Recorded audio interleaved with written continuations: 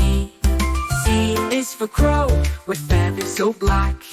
D is for dove, with a soft, sweet track.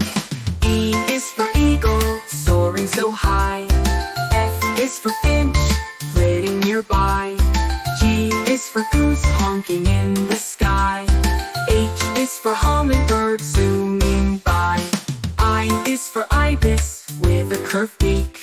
J is for jay, always playing hide and seek.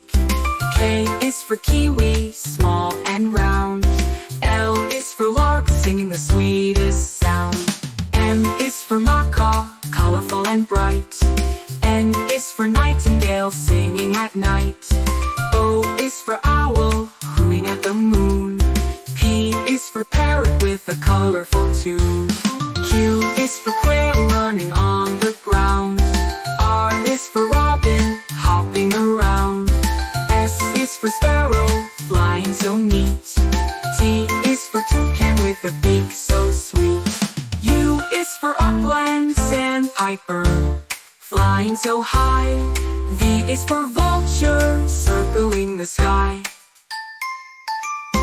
W is for woodpecker, tapping on trees. X is for xanthuses, hummingbird, flying with ease. Y is for yellowfin, a bird that's quite rare.